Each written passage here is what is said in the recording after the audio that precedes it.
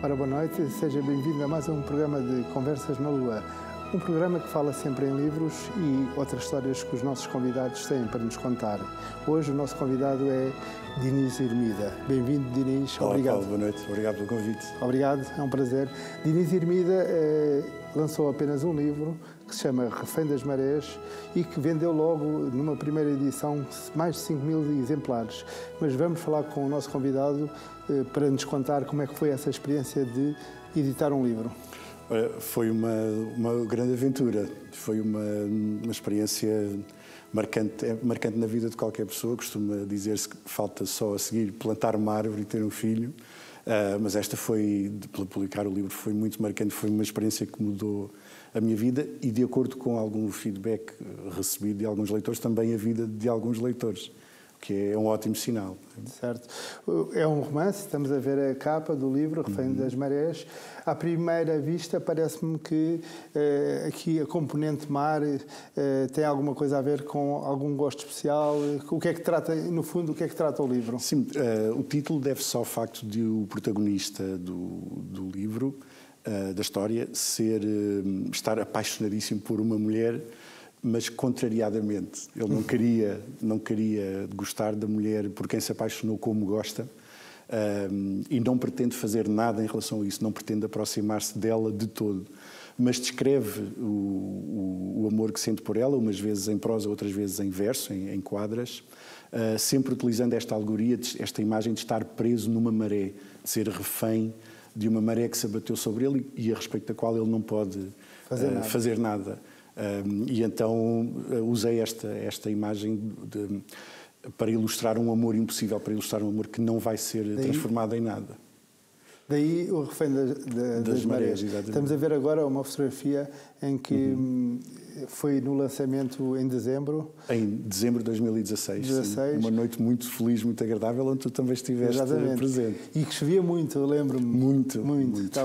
Ainda assim teve muita gente. Aqui esta fotografia é na biblioteca da Junta de Freguesia do Lumiar. Do Lumiar, onde foi o lançamento. Ainda assim foi com uma assistência considerável. Tivemos cerca de 106 pessoas no auditório da Junta de Freguesia do Lumiar. E foi um momento muito familiar, muito interessante, que permitiu-me rever uma série de pessoas que já não via há muito tempo. Foi muito doce. O facto de lançar um livro também permite aproximar os amigos, é isso? Muito. Desde aquela altura, as pessoas têm sentido uma necessidade de me dar feedback de como a história impactou a vida delas e as relações delas com outras pessoas. O livro pretende ser, acima de tudo, não sei se terei conseguido ou não, os leitores depois é que verão. Estamos a ver agora a imagem do lançamento. Fernando Corvelo, eu, tu e o Presidente da Junta de Freguesia do Lumiar, o Pedro Delgado Alves. O livro pretende ser uma reflexão sobre as diferenças entre o amor prático e o amor teórico. As pessoas falam muito em amor, usam muito a palavra amor, mas nunca distinguem entre o amor de conversa, de patois, o amor de fazer serenatas, mas que depois não se traduz em nada. Nunca distinguem do amor prático, daquele afeto que nos leva a fazer, a acontecer, a aparecer na vida daqueles que amamos e produzir alterações positivas na vida dessas pessoas. E esta reflexão à qual eu convido o leitor ao longo das páginas do livro parece ter causado um impacto no coração de algumas pessoas que o leram. Isso é muito agradável. Muito agradável. Sim. E positivo. E positivo, muito mesmo. Sem dúvida. Nós temos aí também, já que falaste em amor, temos aí uma fotografia em que estás a dar um autógrafo e que vamos já passar. O que é que significa? Esta foi uma das partes mais interessantes da noite. A minha filha, na altura, tinha 5 anos. E estava muito impressionada com o facto de o pai estar a receber atenção e abraços de tanta gente e com o facto de eu estar a dar autógrafos a cada pessoa que comprava o livro naquela noite. Ela ainda hoje fala nesta noite, foi muito agradável. Muito interessante. Este romance também vai abordar uma componente pouco habitual, que é o desporto, nomeadamente o futebol. O que é que nos podes dizer sobre essa parte do romance? Então, o protagonista, nas horas em que não está a escrever, poemas, na minha história, é um jogador profissional de futebol. E é um jogador profissional que aparece na cena pública, na cena desportiva, com um discurso muito próprio, que eu desenhei com base naquilo que para mim o Sporting representa. O Sporting representa valores desportivos muito elevados, muito evoluídos, de fair play, de respeito pela ética, de respeito pelas regras, de jogar limpo, do respeito pelo adversário, do saber ganhar e do saber perder e, acima de tudo, de um desafio à nossa autossuperação, que é isso que o desporto serve. O desporto serve como símbolo de um ato em que nós reconhecemos os nossos limites, mas depois, através do trabalho, através do esforço diário, conseguimos superar esses limites. É esse o papel de um atleta ou de uma equipa. E acho que faltava muito haver uma reflexão sobre uma reafirmação, digamos assim, desta postura no desporto. Infelizmente estamos a assistir a uma altura em que o futebol, principalmente, e o desporto está transformado num meio com muitos aspectos reprováveis. O futebol ganhou licença, infelizmente, para trazer ao de cima o pior do ser humano. As pessoas recorrem a esquemas em todas as posições em que estão, seja na gestão de clubes, seja no seu trabalho como jornalistas ou como comentadores desportivos, seja como empresários. As pessoas recorrem a estratagemas sem qualquer preocupação ética para levar os seus interesses avante. O desporto ganhou licença para ser um meio sujo e corrupto, e isso faz muita pena. E, modestamente, o livro, a história tentou ser uma reafirmação de valores mais elevados, em que a ética e o fair play e o respeito pelo adversário e pelas regras estivessem em vigor, em vez de, como temos hoje, quase quem cumpre as regras é gozado, é objeto de chacota por cumprir, por ser honesto, por ser correto, estar certo, no por fundo. estar certo, por proceder de forma correta, não é? É gozado pelos outros que transgridem, prevaricam e não lhes acontece nada. Quer dentro dos clubes, quer fora dos clubes. Se nós olharmos... É transversal à sociedade. À sociedade. Se olharmos ao que se passa, por exemplo, na nossa imprensa. No verão, surgiu a notícia repetida por vários órgãos de comunicação social, principalmente por um grupo pouco simpatizante da maioria parlamentar que suporta o governo, segundo a qual um avião teria caído no combate aos incêndios florestais e teriam morrido pessoas. Uma notícia completamente falsa, totalmente inconfirmável. E, no entanto, houve órgãos de comunicação social que a repetiram, que a replicaram. Até na televisão. Inclusive é na televisão. Não aconteceu nada aos jornalistas que replicaram essas notícias, não aconteceu nada aos órgãos de comunicação social, não aconteceu nada aos diretores de informação. O próprio primeiro-ministro, se não estou em erro, foi confrontado com esta notícia e a palavra dele, quando disse que não sabia desta informação, foi posta em causa. E já chega a isto, a falta de pudor, o desplante, a despreocupação com a ética, chegou a níveis tão grandes que já a própria mentira já basta para ser notícia. O facto de seres sportinguista e estares em desacordo com esta imprensa quase livre, tem alguma interligação? No fundo, o que eu te quero perguntar é sentes-te magoado com a imprensa, com a comunicação social, pelo facto de ser sportinguista, assumido, acabaste de o dizer, e por sentires, entre aspas, na pele essa má, entre aspas... Esse mau trabalho. Senti dos dois lados, porque eu também fui jornalista desportivo, não é? Durante algum tempo, inclusive na área do futebol. E o que aconteceu foi que vi nos bastidores da produção das notícias, nos bastidores da conferência de imprensa, assisti a inúmeras conversas de coisas que estavam a ser fabricadas e de abordagens que estavam a ser fabricadas que não correspondiam àquilo que tinha sido dito na conferência de imprensa. Lembro-me, o treinador do Sporting na altura, José Peseiro, as palavras dele eram repetidas e ciclicamente distorcidas por parte de alguns jornalistas que estavam presentes na conferência de imprensa.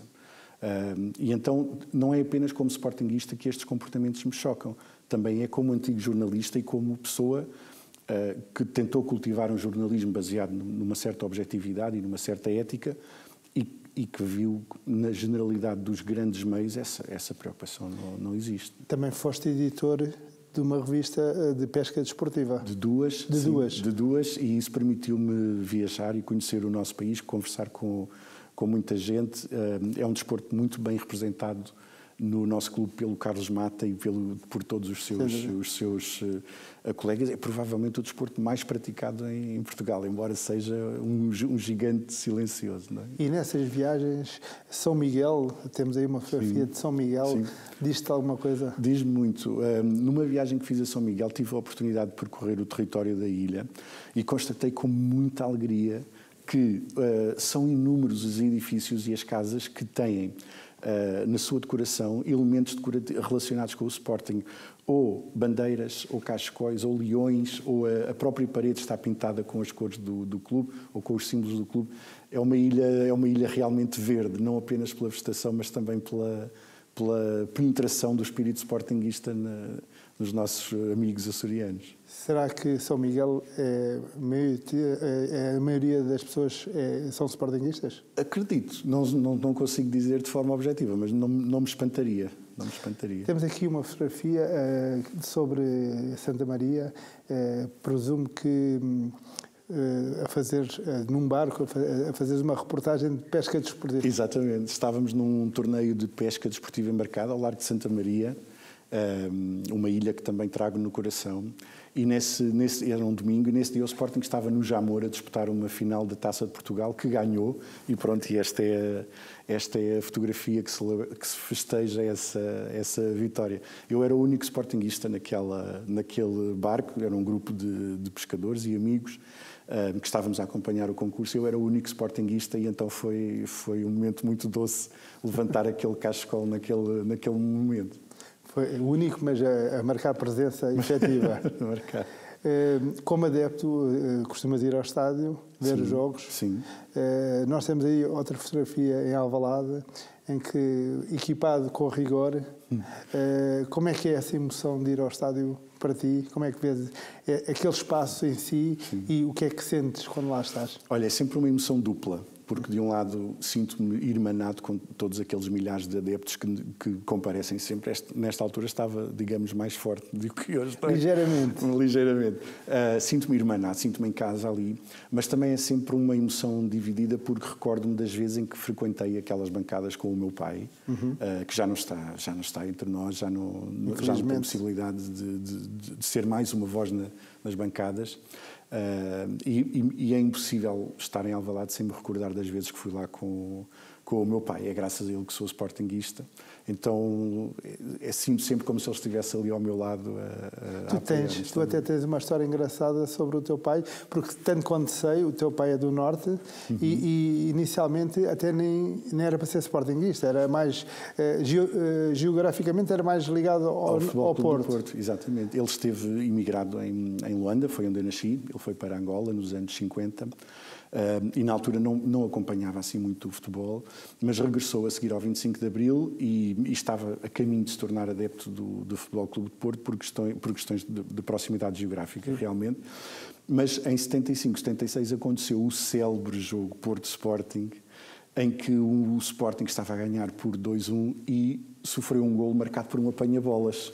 Estava uma noite de muito nevoeiro e um apanha-bolas aproveitou-se do nevoeiro para colocar a bola na baliza do Sporting e o Alder Dante validou aquele golo. E o Sporting sofreu um golo do empate inadmissivelmente, não é? E o meu pai ficou tão chocado com esta injustiça, porque para ele esta preocupação que eu tenho com a ética e com o rigor e com o fair play vem dele, não é? Não há mistério. Para ele, isto foi tão chocante, o facto do Futebol Clube de Porto festejar um golo marcado desta forma, foi tão chocante que ele naquele momento decidiu que seria adepto do Sporting até ao fim da vida. Por uma questão de justiça, até. De justiça. E encarregou-se de fazer que toda a família fosse sportinguista. Foi um golo caro para ele. Foi um golo que saiu caro ao Futebol Clube de Porto. A verdade é que também o Sporting acabou por ganhar esse jogo por 3-2. 3-2, exatamente. Se calhar já porque o meu pai estava a torcer. Provavelmente. Na altura. Aliás, nesse jogo os jogadores do Sporting também foram prejudicados porque reclamaram muito e depois foram castigados pelo árbitro Alder Dante. Foi duplamente penalizado. Primeiro porque sofreu um gol que não era gol e depois porque reclamaram e foram penalizados. Disso depois havia aí uma história também engraçada porque nessa equipa jogava o Inácio. Que hoje é diretor desportivo do Sporting. Exatamente. Já foi treinador campeão, que vimos naquele Cascol também, de 1999-2000. Hoje é diretor desportivo. E que história é essa do Inácio? Então, o Inácio, poucos anos depois deste episódio, foi morar para o edifício onde nós residimos, onde a nossa família residia, na Póvoa de Santo Adrião, hoje Concelho de Odivelas. E claro que para o meu pai foi um acontecimento impressionante. O meu pai era um homem muito pouco dado a relações com a vizinhança, para ele o que importava era a família, mas foi uma honra tão grande ter o Inácio como nosso vizinho. Foi um prémio pela decisão. Exatamente, pela decisão dele. E aconteceu um momento muito marcante para mim. Eu criei amizade com o filho do Inácio, o Pedro. Entretanto perdemos o contacto, naturalmente. Mas o Inácio, no meu aniversário, pouco depois, ofereceu-me uma camisola do Sporting, uma camisola oficial. Na altura era muito difícil ter camisolas oficiais do Sporting naqueles tamanhos. Portanto, foi uma ocasião muito marcante. E o que aconteceu foi uma história que nunca esquecerei para o resto da vida. Uma família de amigos nossos tinha um filho mais novo do que eu, muito doente, uma criança infelizmente com problemas de saúde muito sérios. Eles todos também sportinguistas, vibravam muito com as vitórias do Sporting, e esse menino, sempre que eu aparecia com a camisola do Sporting vestida, fazia uma grande festa, e para ele era um motivo de grande alegria. Vibrava autenticamente, e era comovente ver a alegria dele quando me via com aquela camisola. Infelizmente ele veio a falecer pouco tempo depois, e os meus pais vieram falar comigo para me pedir para lhe oferecermos a camisola. Depois dele falecer, para oferecermos a camisola à família, para que ele fosse sepultado envergando a camisola do Sporting. E eu fiquei muito comovido, claro que aceitei, e lembro-me vivamente da imagem da minha mãe abraçada à mãe desse menino, as duas a chorar, unidas pela sua condição de mães, que deve ser uma dor irreparável. Mas foi muito engraçado ver como a camisola do Sporting criou ali uma união tão forte entre aquelas duas mulheres. Vou estar o resto da vida com a imagem das duas abraçadas a chorar. E para mim foi uma grande honra o Joãozinho ter falecido e ter sido sepultado com uma camisola minha. Foi uma honra inesquecível. Falando em família, temos aí uma imagem também da tua irmã. Também temos aí, não é família, mas temos aí outra imagem de um casal amigo. Sim. Então, a minha irmã é como uma segunda mãe para mim. É uma irmã mais velha, é como uma segunda irmã para mim. Também ela uma grande sportinguista, mas por causa dos seus afazeres profissionais nunca conseguia ir ao estádio. Então um dia a família toda conseguiu organizar-se para conseguirmos libertá-la dos afazeres profissionais e levá-la finalmente a ver um Sporting Guimarães que, se não me engano, acabou em 5-0. Se não estou em erro, ganhámos e, portanto, escolhemos perfeitamente bem escolhido. Sim. E ela dizia que foi por causa de ela ter ido que conseguimos essa vitória para nos levar, para nos convencer a levá-la mais vezes ao estádio. E ficou registado esse momento com esta foto. Com esta foto, exatamente. Os amigos? Os amigos são um casal que para mim são como se fossem meus irmãos, o Vasco Malta e a Vera Saraiva. Vamos a ver. São grandes adeptos do Sporting, não falham um jogo em casa, a não ser quando é impossível irem. E a particularidade desta foto é que quando eles têm lugares de leão, têm gamebox, mas quando não vão, contactam comigo para eu poder ir em lugar deles, para não estar uma cadeira vazia no estádio. Muito bem. Temos então família sportinguista, muitos amigos sportinguistas, estamos bem rodeados da família leonina, então. Sim, eu também me dou com pessoas de outros clubes. Claro. Porque faz parte da minha maneira de ser, não utilizar o desporto como uma forma de construir barreiras e de construir divisões artificiais, mas sim pontes entre as pessoas. E faz muita pena haver pessoas que corrompem o ideal desportivo de tal modo que só porque alguém é de um clube diferente já conseguem deixar de se dar e já conseguem criar relações destrutivas sem lógica nenhuma. Muito bem. Voltando aqui um pouco ao livro e também fazendo aqui uma ponte para o futuro, sem querermos adivinhar o futuro, até porque eu sei que tu escreves muito. Pensas editar algum livro brevemente? Sim, estou a preparar um segundo romance para muito em breve, baseado num personagem histórico real que efetivamente viveu. Estou muito documentado sobre a vida dele. A vida dele é provavelmente das vidas mais originais que houve no nosso hemisfério, mas não posso desvendar muito. Mas ele era absolutamente único, era um homem do século XVIII, não era português, tinha outra nacionalidade, mas a vida dele merece um livro. E ainda não existe nenhum livro em português sobre ele? Não. Não? Até agora então não. É uma boa medida. Vai ser o primeiro, mas vai ser romance, não vai ser uma recensão do trabalho dele, nem uma análise ao trabalho dele, vai ser mesmo romance. Baseado em factos. Em factos verídicos, sim. Exatamente. Falando em factos verídicos, eu também sei que tu escreves muito por causa de uma princesa. Sim. É verdade? A minha filha, a Maria Luísa, sim. Estou a encarregar-me de a fazer sportinguista, mas até agora... Não está fácil, não está fácil. Então porquê? Ela sofre pressões vindas de muitos lados, principalmente da família da mãe, e então não está a ser fácil convertê-la. Mas o meu plano é levá-la ao museu, levá-la ao estádio em dia de jogo, levá-la ao nosso pavilhão, porque o nosso clube, não sei se já repararam, mas agora há um pavilhão. Sim, eu tenho lá estádio. Que nos custou muito a construir e ao qual eu tenho ido muitas e muitas vezes, essencialmente para ver aquela que é para mim uma das melhores equipas da história do futsal a nível mundial, que é a equipa atual do Sporting. É uma máquina. Embora o Sporting tenha sido campeão também nas outras modalidades. Outras, fomos campeões handball, europeus em atletismo, não esquecer. E nas outras modalidades, mas pronto, o futsal e o futebol são as que me dizem mais, sim. E o meu plano então é levá-la ao museu, ao estádio e ao pavilhão no mesmo dia e espero que isso chegue para esta a convencer. Foto que é? Esta foto foi tirada no dia do meu casamento, já pronto para sair para a cerimónia, e fiz questão de vir beijar o cascol do Sporting antes de sair para dar sorte. Ou seja, 2 amores naquele dia. Daquele dia festejar 2 amores e mais tarde viria um terceiro a caminho. Estávamos a falar justamente agora. Creio que, pegando no terceiro, porque esta ordem não é exatamente assim, mas também não tem essa importância agora. Creio que se tu pegares na tua princesa e a levares ao museu, ao pavilhão, poderá ser meio caminho andado e ao estádio para ela definitivamente se assumir como sportinguista. Espero bem que sim. O que é que estás à espera? É só combinar com a mãe. Muito bem. Tu também, quando escreves, e eu soube isso, escreves muito para a tua princesa e estás ansioso que ela cresça para poder ler. Para conseguir perceber o que escreves. Todas, sim, para conseguir.